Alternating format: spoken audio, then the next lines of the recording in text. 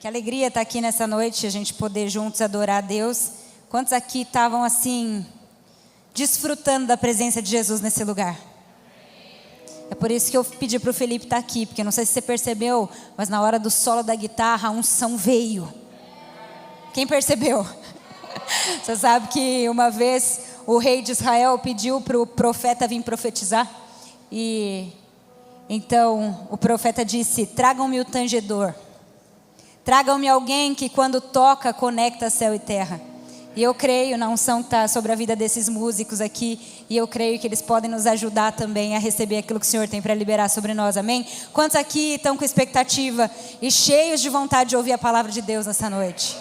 Eu estou. Sempre tem coisa nova na presença de Jesus. Quero convidar você, sem demora, para você abrir sua Bíblia comigo. Em Lucas capítulo 24. Lucas 24, do versículo 13 em diante, eu tenho uma palavra queimando no meu coração, uma palavra que eu sei que o Senhor preparou para essa noite. Lucas 24, do 13 em diante.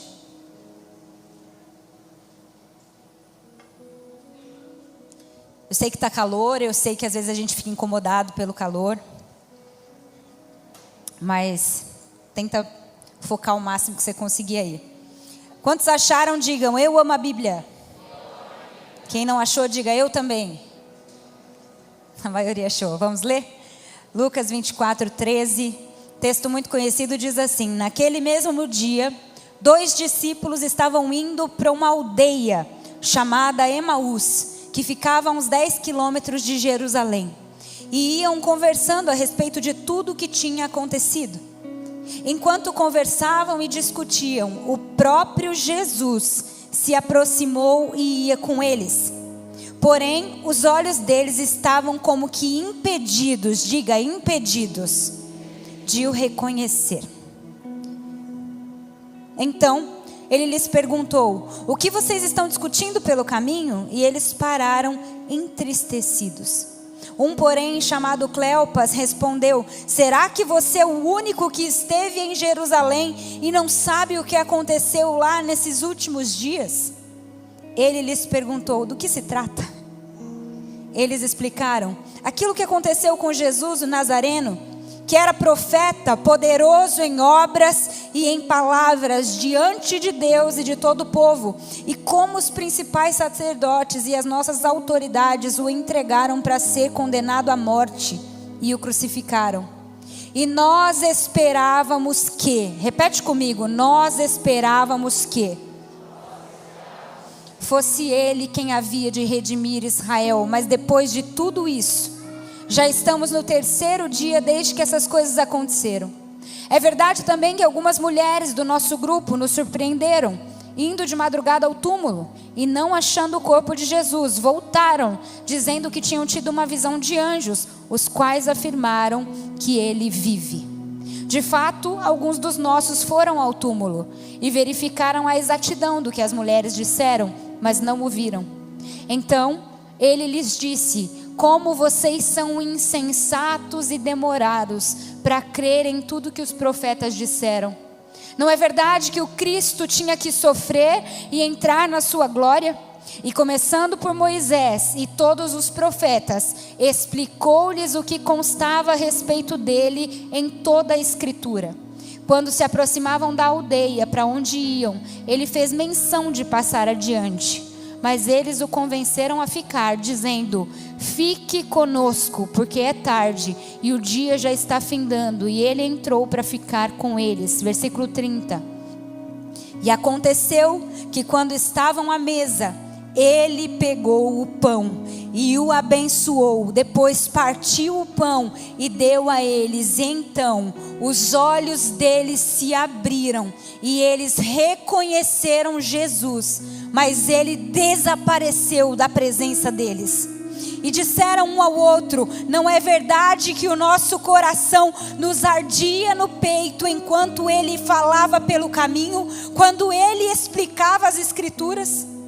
E na mesma hora, levantando-se, voltaram para Jerusalém, onde acharam reunidos os 11 e outros com eles. Feche os seus olhos.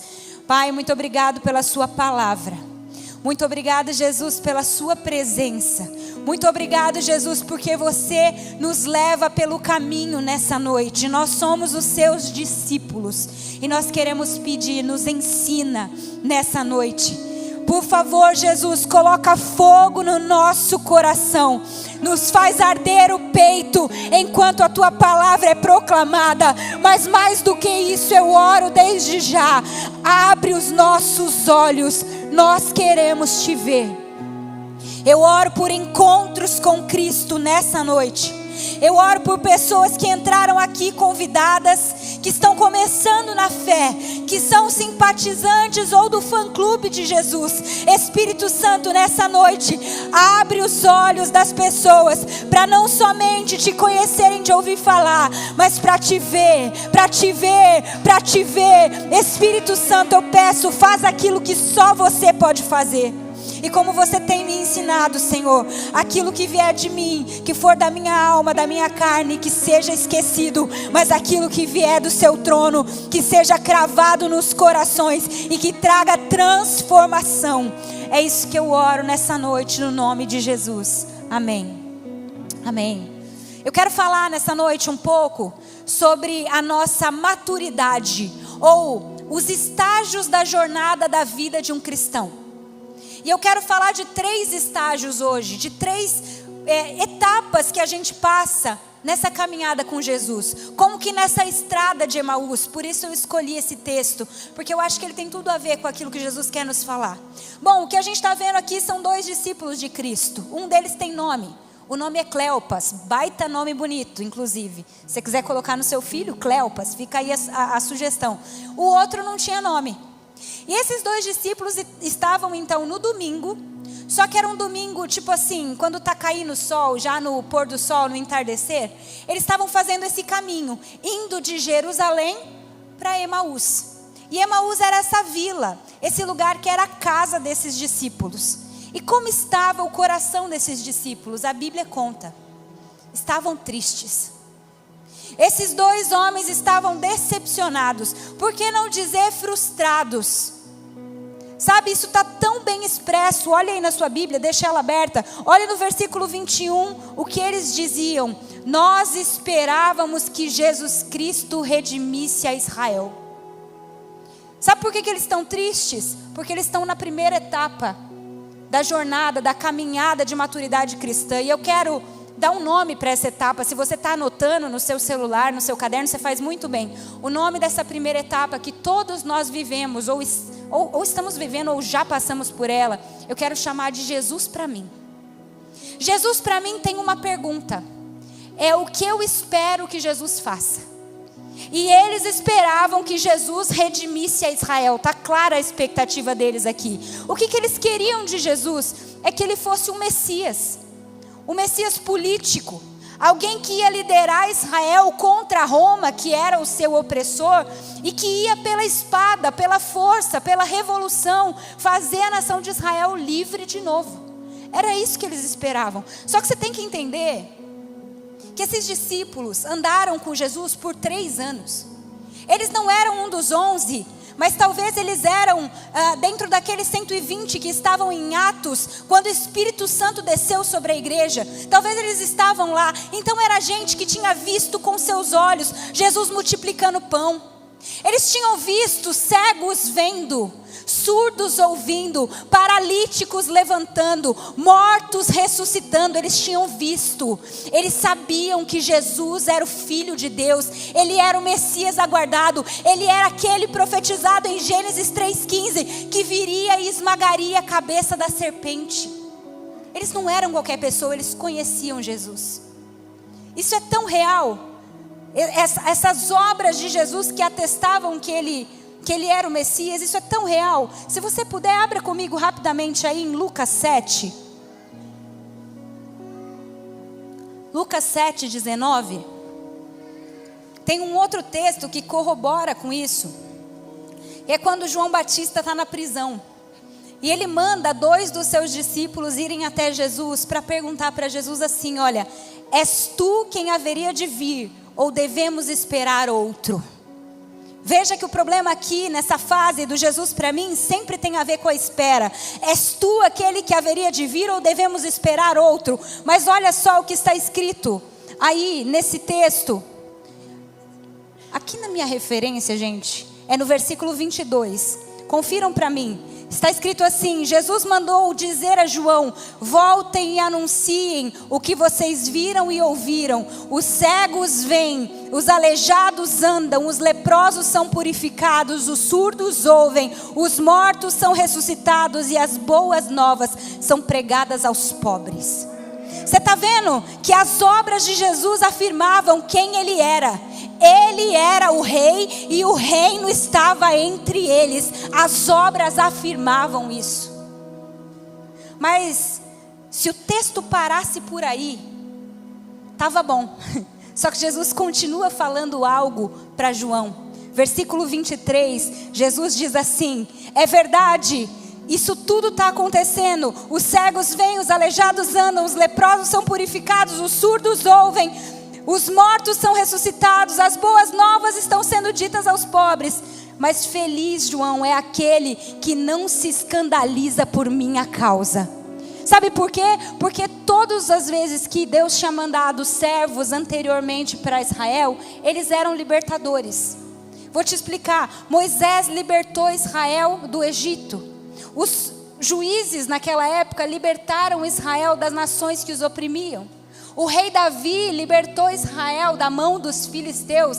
Então o próprio João Batista esperava que Jesus fosse aquele que ia estabelecer o reino messiânico de uma vez e libertá-los da mão de Roma. Mas Jesus responde: João, feliz é aquele que não se escandaliza por minha causa, porque embora todas as obras atestem que eu sou aqueles que vocês esperavam, apesar disso, João, muitas vezes eu não vou agir do modo com que você espera. João, muitas vezes eu não vou fazer a coisa do jeito que você imaginou. Bem-aventurado aquele que não se escandaliza por minha causa. A primeira fase, Jesus para mim, tem tudo a ver com essa etapa onde a gente espera que Jesus faça as coisas do jeito que a gente queria. E você sabe, esses discípulos de Emaús, eles estavam nessa fase, porque se você parar para prestar atenção aqui, eles tinham a respeito de Jesus mais expectativa do que fé. Entenda isso, porque expectativa tem a ver com aquilo que eu espero que Deus faça, mas fé tem a ver com aquilo que Deus quer fazer e ponto final. A pergunta nessa noite é se você tem uma expectativa em Jesus ou se você tem uma fé legítima em Jesus. Será que você ainda está nessa fase, Jesus para mim? Onde você só quer o Cristo quando Ele é a sua ideia de Jesus. Mas quando Ele age de uma forma diferente, no momento em que Ele morre, a tristeza, o desânimo, a vontade de parar tudo, entra no coração. Quantas vezes isso acontece conosco? Quantas vezes, quando Jesus não age como esperávamos, a gente volta para Emaús? E sabe, pessoal, uma coisa precisa ser dita. Jesus não tinha decepcionado esses discípulos. Jesus não tinha mentido para esses discípulos. Jesus não tinha descumprido nada, muito pelo contrário. Se você observar a escritura em Lucas 18:31, Jesus diz claramente: o Filho do Homem será entregue nas mãos dos não-judeus, será zombado, insultado, cuspido, baterão nele e ele será morto, mas no terceiro dia Ele ressuscitará. Jesus não estava escondendo o jogo. Ele disse: eu sou o Cristo. E o Cristo é aquele que vai morrer e vai ressuscitar. Só que quando a gente está nessa fase do Jesus para mim, a gente é surdo para ouvir a revelação do próprio Deus a respeito dele mesmo. Ou melhor, a gente seleciona partes que a gente quer escutar. Então, por exemplo, a gente ouve textos como esse de Isaías 41, não temas, eu sou contigo, não desanimes, eu sou o seu Deus, eu te fortaleço, eu te ajudo, eu te sustento com a destra da minha mão, e você diz: glória a Deus, eu quero essa palavra. Isso é de Deus, isso é de Deus. Mas quando você lê, por exemplo, Filipenses 1:29, que diz assim, olha, porque foi concedido a você em relação a Cristo, não somente crer nele, mas também sofrer por ele. Aí essa palavra você fala, essa eu não quero. Porque o Jesus para mim se faz surdo para a revelação do próprio Cristo. Não é Ele quem esconde o jogo. Somos nós que por nossa expectativa selecionamos a mensagem do Evangelho. Mas nessa noite Jesus está mais uma vez falando para você. Foi te concedido em relação a mim. Não somente crer em mim, mas também padecer por minha causa. Esse é o verdadeiro Evangelho.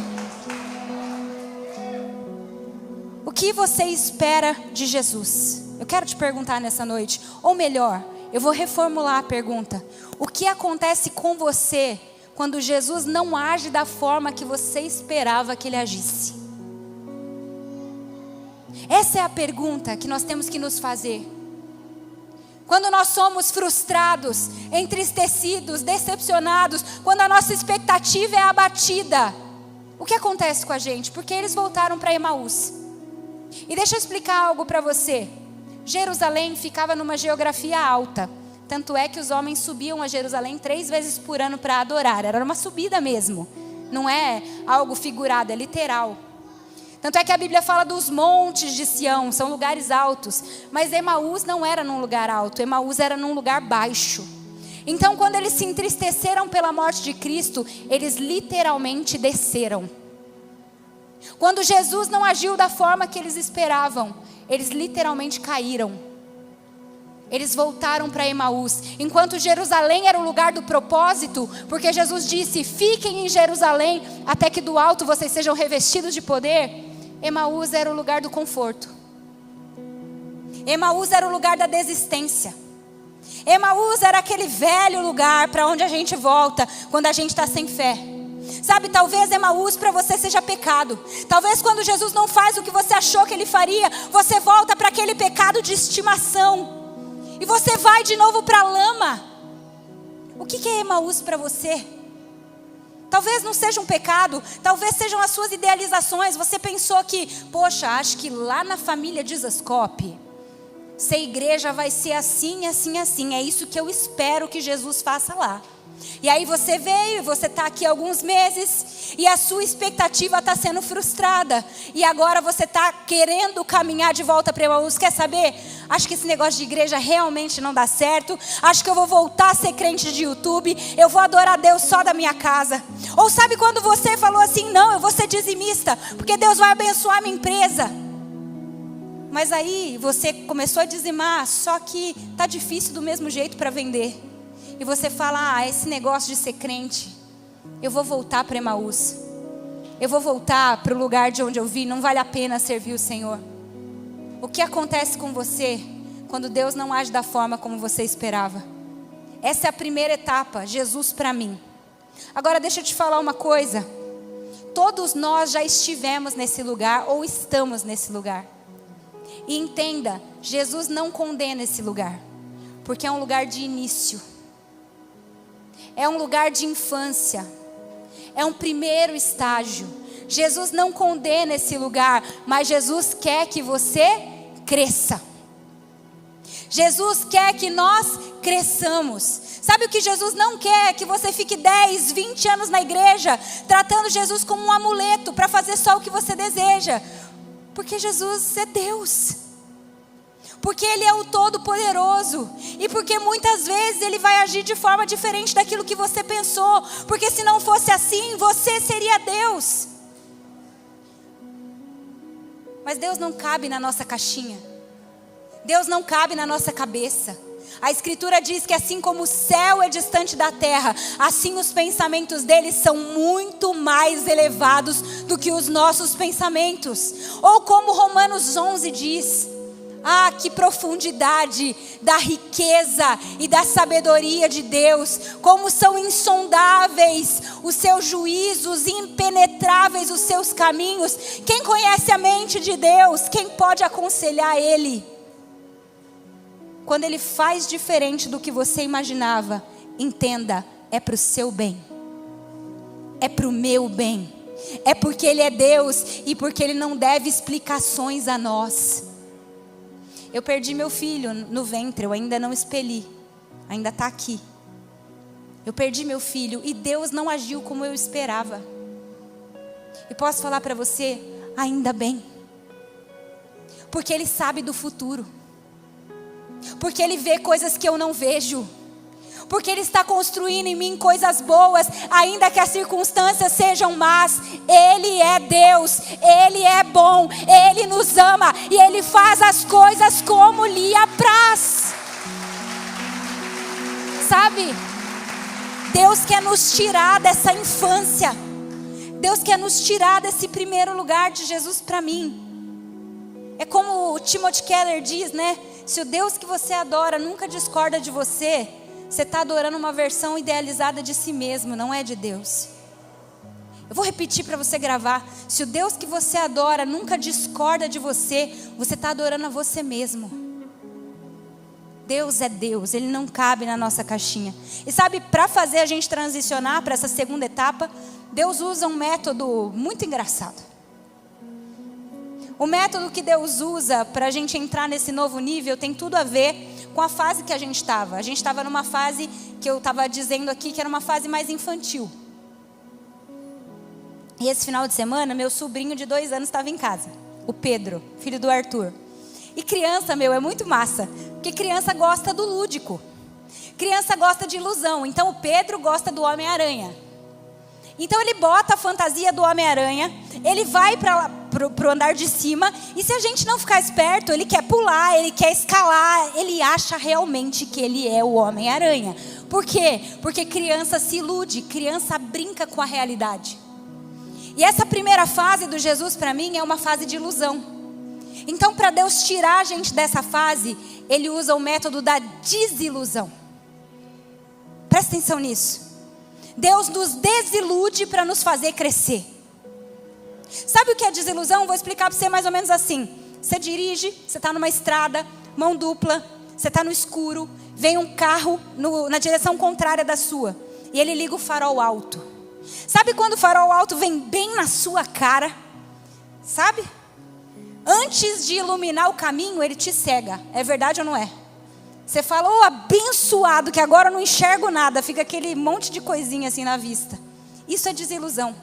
É quando Deus joga luz nas nossas trevas, mas é uma luz tão grande que às vezes nos deixa cegos. Ele fez isso com Paulo. O apóstolo Paulo achava que sabia o que Deus esperava. O apóstolo Paulo achava que sabia o que Deus queria. Deus não gostava de cristãos, então eu vou matar cristãos. Até que um dia ele está na estrada de Damasco, e um grande clarão vem sobre a face de Paulo, e junto com o clarão vem uma voz: Saulo, Saulo, por que você me persegue? Sabe o que Saulo sofreu ali? Uma desilusão. Foi uma jogada de luz na face. Ele ficou cego por 3 dias, não conseguia enxergar. E foi o que aconteceu com esses discípulos de Emaús. Volta aí na sua Bíblia para você acompanhar comigo. Vai no versículo 15. Enquanto eles conversavam e discutiam, o próprio Jesus se aproximou e ia com eles, porém os olhos deles estavam como que impedidos de o reconhecer. Jesus veio, Jesus passa a andar do lado deles nesse caminho, mas eles estão cegos por causa da desilusão, por causa da morte de Cristo. E aqui que a gente entra na segunda fase. Se a primeira fase é Jesus para mim, a segunda fase é Jesus comigo. Mas é um Jesus comigo ainda cego. E sabe, tem algumas coisas que fazem a gente cegos para enxergar Jesus, ainda que Ele esteja andando do nosso lado. E a primeira coisa que faz a gente cego, ou que nos impede de ver Jesus, é a incredulidade. Incredulidade, eu vou mostrar para você por quê. Abra aí no próprio Lucas 24, vai no versículo 11. Observa o que está escrito aí. Eu vou te contar o contexto antes da gente ler. Jesus já tinha anunciado, a gente viu que Ele ia morrer e ressuscitar. Mas no domingo de manhã, ou seja, no mesmo dia que aqueles caras estavam indo para Emaús, pela manhã, as mulheres foram ao túmulo para ungir o corpo de Jesus. Quando elas chegaram no túmulo, a pedra estava removida. E elas entraram. Quando entraram, tinham anjos lá dentro. E os anjos disseram assim para as mulheres: ei, por que vocês procuram aquele que vive no meio dos mortos? Jesus Cristo Nazareno não está morto, ele ressuscitou. Essas mulheres, ouvindo essa boa notícia, correram até os homens. E Cleopas e esse outro discípulo estavam lá. As mulheres disseram: olha, ele realmente ressuscitou. Mas aí vai comigo no 24:11. Olha só o que está dizendo. Mas as palavras das mulheres lhes pareceram como um delírio, e eles não creram. A incredulidade muitas vezes nos impede de ver Jesus caminhando ao nosso lado, quando nós temos a companhia do Cristo ressuscitado conosco. Talvez você está incrédulo. Talvez a desilusão chegou na sua vida. Deus não fez as coisas do jeito que você esperava. Mas Ele tem uma promessa ainda de pé. Mas por causa dessa cegueira, talvez você não crê mais. Você não consegue mais pensar que isso vai se concretizar. Eu vim aqui para te falar, Ele não desistiu daquilo que Ele falou. Ele vai cumprir. E Ele tem paciência comigo e com você. E Ele caminha do nosso lado até que a nossa cegueira seja completamente desfeita. Jesus anda com você até mesmo quando você está incrédulo. Mas Ele quer hoje abrir os seus olhos, tirar todo tipo de barreira que impede você de vê-lo. Ele não desistiu do que Ele prometeu. Ele cumpriu e Ele vai cumprir. Não é só a incredulidade que nos impede de ver Jesus, tem uma segunda coisa. E a segunda coisa é a ignorância. Por que ignorância, Val? Porque Jesus começou a conversar com eles e perguntar por que eles estavam discutindo. O que estava acontecendo, que eles estavam ali embatendo em palavras. E aí eles disseram: ué, você é o único que estava em Jerusalém e não sabe o que aconteceu? Eu acho essa resposta bem engraçada. Você é o único que estava peregrinando por lá e não soube do que aconteceu? E Jesus vira para eles e fala assim: não sei, conta aí para mim. Gente, eles estavam falando com aquele que tinha morrido. Eles estavam falando com aquele que tinha os furos dos cravos nas mãos e nos pés. Com aquele que tinha sido crucificado, morto e ressuscitado. E eles estavam perguntando assim: você não sabe do que aconteceu? Mas Jesus tem paciência com os olhos fechados. E Jesus fala para eles assim: conta para mim. Como que dizendo: eu quero saber a sua versão. Eu quero saber o que dói no seu coração. Eu quero saber qual foi a leitura que você fez dessa situação. Eu me importo com o que você pensa, conta para mim. E eles começam a contar sobre Jesus Nazareno, profeta, poderoso em obras e palavras, mas que foi morto pelas autoridades. Veja, esses discípulos sabiam quem Jesus era, na cabeça. Sabiam que era um profeta, sabia que era poderoso em obras e em palavras, sabiam a teologia toda na mente. Então nós não estamos falando de uma ignorância cognitiva, mas nós estamos falando de uma ignorância no coração. Porque tem gente que conhece Jesus de informação de cor, mas não conhece Ele no relacionamento. E se você não conhece Ele de coração, você pode caminhar com Ele e ainda assim ser cego. Muitas vezes esse delay, essa disparidade entre cabeça e coração é o que nos impede de ver Jesus. Uma ignorância de alma, de afeição. Mas nessa noite Jesus quer atualizar. Ele quer trazer aquilo que está na sua mente para o seu coração. Ele quer trazer um conhecimento relacional para você. Ele quer ser seu amigo, seu noivo. Ele quer ser próximo de você. É por isso que Ele anda no caminho com você, ainda que você não reconheça que é Ele que está do seu lado. A ignorância, a incredulidade nos impedem de ver. Mas tem uma terceira coisa. E a terceira coisa é a alma desesperada. Por que alma desesperada? Porque o Salvador tinha morrido. E eles estavam tristes e era legítima a tristeza. Só que tem um problema. A alma desesperada nos faz cegos. Porque a alma deles estava presa na sexta-feira. Escute o que eu estou falando. A alma deles ficou presa na sexta-feira. Ficou presa na cruz. Mas que dia era? Domingo. domingo. Gente, já era domingo. Jesus já tinha ressuscitado. Jesus já caminhava com eles numa nova humanidade. Mas eles só conseguiam pensar na sexta-feira. Às vezes a nossa alma é assim, desatualizada. Às vezes Deus já começou uma nova história na sua vida. Ele já está escrevendo um novo capítulo. Ele tem esperança e renovo para você. Mas você só consegue lembrar da última coisa que deu errado. Ei, abre os seus olhos. Eles estavam preocupados, sabe por quê? Porque as portas da Jerusalém terrena ainda estavam cheias de romanos. Mas eles se esqueciam que a Jerusalém celestial já tinha todas as portas abertas para mim e para você entrarmos. Importa mais a Jerusalém celestial. Você está entendendo o que eu estou falando? Às vezes a alma entristecida faz a gente cego para ver Jesus. Mas Ele está caminhando com a gente. É Jesus comigo, é Jesus com você, ainda que você esteja cego. Mas Jesus não quer que você fique cego. Ele quer abrir os seus olhos. E sabe o que Ele começa a fazer? Ele começa a falar com aqueles discípulos, desde Moisés até os profetas, sobre como Cristo já estava lá no Antigo Testamento, e como Ele precisava padecer e entrar na sua glória. E uma coisa linda começa a acontecer. Enquanto Jesus começa a expor a palavra para eles, o coração deles começa a pegar fogo. Eu não sei se você já passou por isso, mas eu comentava com eles no domingo passado, quando o Douglas pregava. Eu estava aqui sentada e meu coração ardia.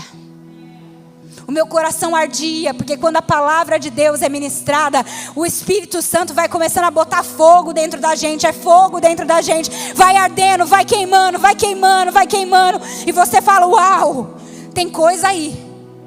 Mas preste atenção nisso. Embora o coração deles estivesse ardendo, eles ainda não tinham os olhos abertos. Coração queimando não é garantia de revelação. Ei, você que chapa no seu quarto, eu amo entrar no quarto, devocional, ei, amo. Mas coração queimando não é garantia de revelação. Os nossos olhos precisam ser abertos. Começa com a palavra, começa com a exposição das Escrituras, mas tem um outro lugar mais profundo onde Cristo quer nos levar. Ele começa a explicar as Escrituras e aquele caminho que era para levar 2 horas a pé. Eu imagino que deva assim, sabe quando você está fazendo uma coisa muito legal, tipo assim, que parece que passou 20 minutos e já acabou o caminho? Porque imagina você conversar, gente, imagina ouvir o sermão do próprio Cristo falando sobre Ele em todo o Antigo Testamento. Não, sério, eu queria ter ouvido aquele sermão. E aí de repente, eles chegam na vila em Emaús, e Jesus faz de conta que vai passar reto. Só que o coração deles estava ardendo tanto, que eles começam a insistir para Jesus ficar. Porque quando a palavra começa a ser ministrada, sabe o que acontece? A fome vai sendo gerada dentro de nós. E quanto mais a gente tem de Jesus, mais a gente quer. Porque Jesus é assim, é como oxigênio na chama. Quanto mais você tem, mais você incendeia. E aí aqueles discípulos falam, Senhor, não vai embora, fica aqui com a gente. Entra na nossa casa, entra na nossa vida. Senhor, é aqui que eu me sinto muito bem. Não há outro lugar melhor. Eu só quero tua presença, eu não vou te pedir nada. Só fica aqui, Senhor Jesus.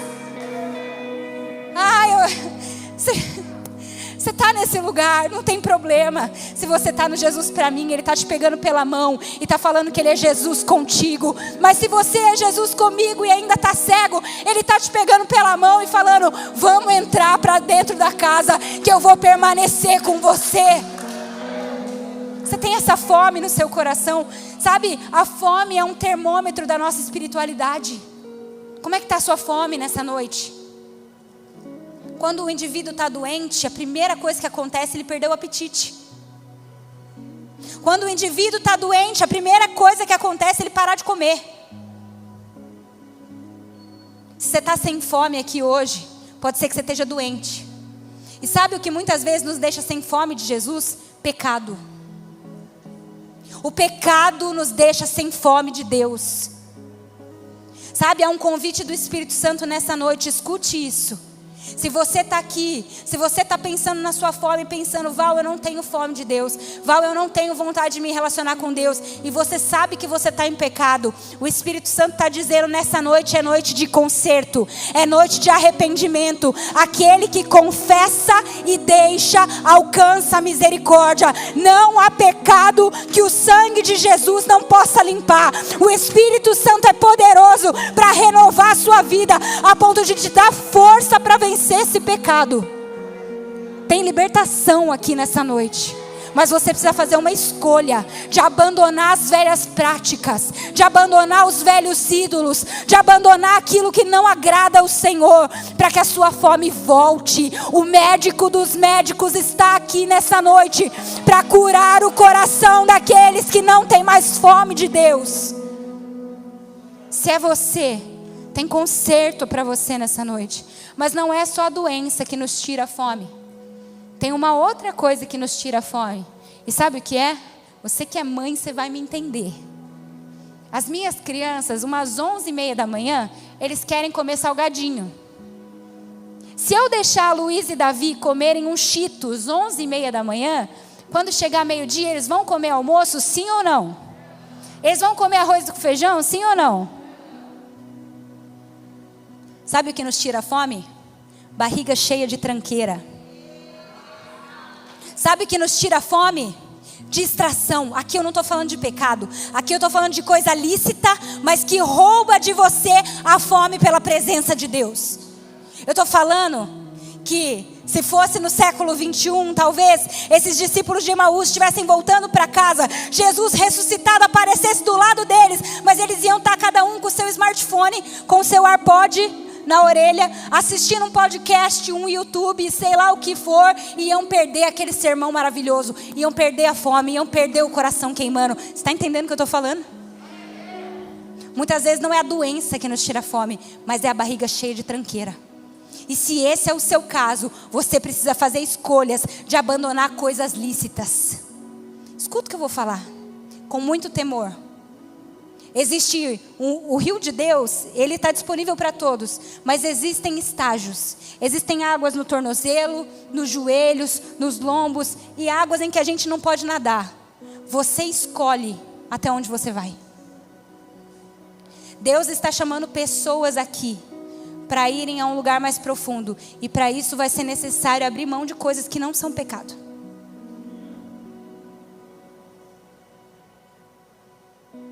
Vai ser necessário abrir mão de coisas que são só distrações, mas que tantas vezes nos roubam a fome.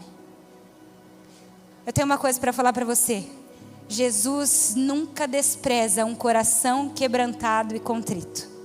Aqueles discípulos dizem, fica conosco, Senhor. Sabe o que Jesus faz? Ele entra. Porque como nós aprendemos na semana passada, eis que estou à porta e bato. Se alguém abrir, eu entrarei e cearei com ele e ele comigo. Aqueles discípulos receberam na sua casa a visita mais ilustre do mundo. Jesus chega naquela casa junto com eles e ele senta na mesa. Esse lugar tão familiar. Mas Jesus pega o pão. E ele faz algo muito interessante. Ele dá graças. Eu fui do Família Debaixo da Graça a minha vida inteira, né? E eu era pastoreada pelo pastor Rogério, que inclusive eu amo ele. Um beijo pro pastor Rogério, se ele está me ouvindo. Mas eu sei imitar a oração do pastor Rogério, para você ter uma ideia. Foi tanto tempo de convivência que eu sei exatamente as palavras que ele usa para orar. E eu imagino que tenha sido mais ou menos isso que aconteceu com aqueles discípulos. Quando Jesus pegou o pão e começou a dar graças, eles começaram a olhar um para o outro e falar assim: eu conheço alguém que ora desse jeito. Eu conheço alguém que tem esse tipo de fala. Eu conheço alguém que se expressa desse jeito. Nossa, que estranho, parece que eu não conheço ele, mas eu conheço ele. E então Jesus pega e quebra o pão. E quando ele parte o pão, a escritura diz que os olhos daqueles discípulos são abertos. E eles enxergam o Cristo ressurreto. É no partir do pão. Se a primeira fase é Jesus para mim, a segunda fase é Jesus comigo, a terceira fase é Cristo em nós. Porque quando ele desaparece, ele agora passa passa a habitar dentro daqueles discípulos. Meus irmãos, eu vim aqui falar para vocês uma coisa muito simples. O nível mais profundo, o nível mais maduro de cristianismo só acontece na mesa do Senhor. É na comunhão dos santos, é na igreja. Olhe para o seu lado, é Cristo em nós, a esperança da glória. O problema é que a gente acha que igreja é isso aqui que acontece no domingo. A gente acha que igreja é vir num prédio, sentar numa cadeira e olhar a nuca do irmão que está na frente e ouvir uma boa palavra. Isso não é igreja, isso é religião. O corpo de Cristo é um organismo vivo. Você quer realmente ser igreja? Eu peço para você, por favor, quem aqui faz parte de um DNA? Levanta a mão. DNA, se você está aqui pela primeira vez, são as igrejas, é a igreja nas casas. Levante a mão quem é do DNA. Agora olhe para o lado e veja quem não está com a mão levantada. Você que é do DNA, você tem um trabalho. Você vai convidar alguém que nunca foi num DNA. Porque lá na nossa casa, lá nós somos igreja. Lá nós misturamos vida. Lá nós conhecemos o nome um do outro. Lá nós afiamos um ao outro. Lá nós somos realmente essa mesa. Eu preciso pedir para você que você faça parte da igreja. Que você misture a sua vida conosco. Não apenas bata cartão num prédio de domingo. É uma bênção. Isso aqui é a nossa reunião coletiva para adorar. Mas tem mais. Tem mais e eu quero que você seja parte disso. Não é só Jesus para mim, não é só Jesus comigo. Mas é Cristo em nós, a esperança da glória. Tem um convite de Jesus à mesa aqui nessa noite para a gente. Que é um convite à maturidade. É um convite para deixarmos de ser meninos e para andarmos num lugar onde o nosso conhecimento de Deus é diferente da teoria, onde é um conhecimento relacional. E sabe o que esse texto, assim, para mim ele acaba assim com um laço, com chave de ouro. Porque quando Jesus desaparece da frente daqueles discípulos, a Bíblia diz que eles imediatamente voltam para Jerusalém. Eles voltam para o lugar do propósito. Eles fazem o caminho de volta. E sabe por quê? Para anunciar para aqueles outros discípulos que Jesus realmente tinha ressuscitado. Ei, meu irmão, se você teve os seus olhos abertos, não tem outra saída para você a não ser se tornar uma testemunha do Cristo vivo. Todo mundo que viu Jesus se torna um missionário.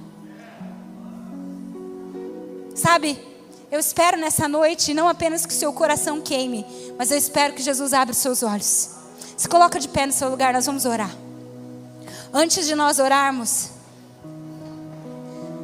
e nós vamos fazer algumas orações aqui nessa noite, eu queria cantar com vocês uma canção.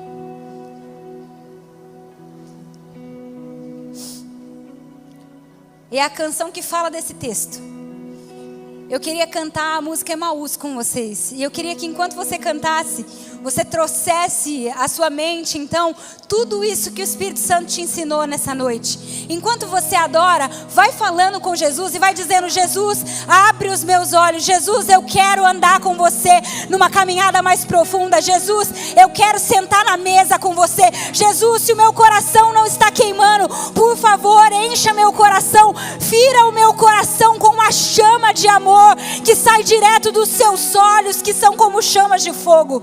Sabe, faça isso com consciência agora. Nós vamos adorar, nós vamos cantar. Faça isso com tudo que você tem. Feche os seus olhos, baixe a sua cabeça.